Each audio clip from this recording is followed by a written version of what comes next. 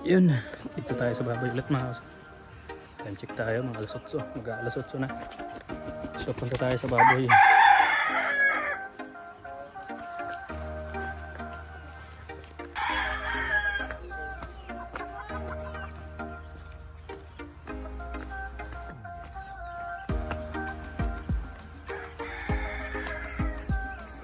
Uy. Ayan, pagkain natin.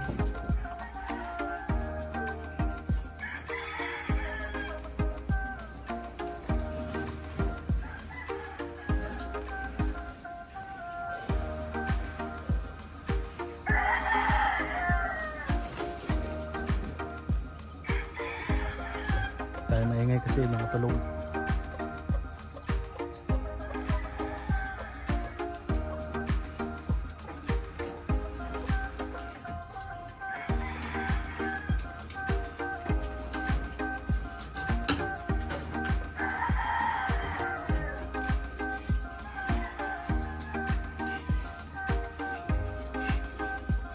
Bulog sila mga kasupot, ayan.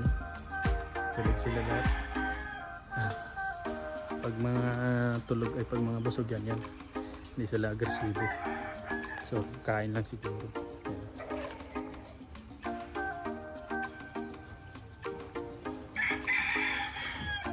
Mga nakahiga sila.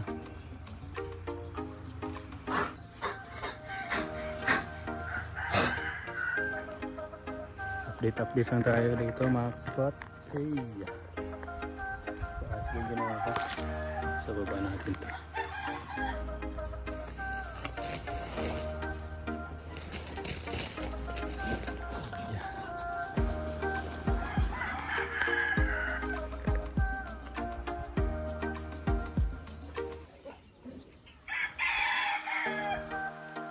Ayan.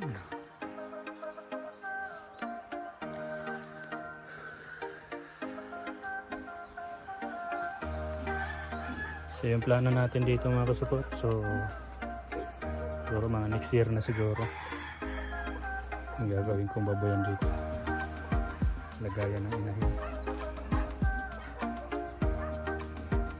Yan, dito ko siguro lalagay yung plano natin na extended na baboy.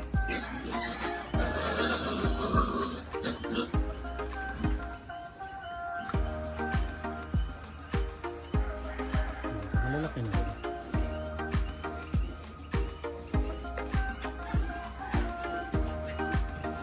Estimate nyo mga kasupot, mga ilang kilo na yun.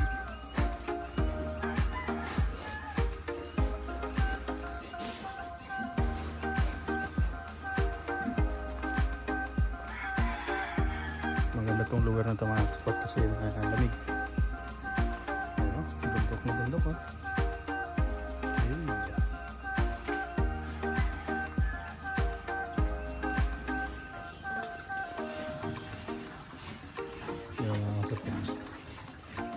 Mga pandak naman to, pero mga bilog ang katawan.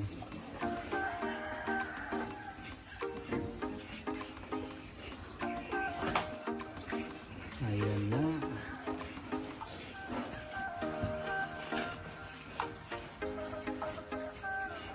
So mag 2 months to ngayong ano mga kasupot, mag 2 months to ngayong 24. So malapit na, 14 na ngayon.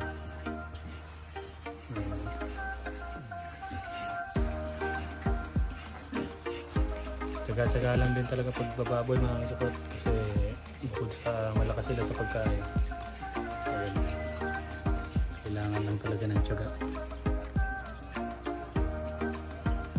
Ayun ang lugar eh.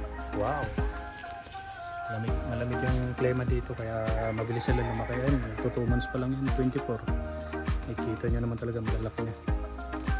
Ito kabila 2 months na yan, so magti 3 months na lang ngayong 24. Kaya pagkain natin, nagkatid tayo ngayon. So yun, thank you for watching mga kasupot. Sa susunod nating video ng update. Peace out.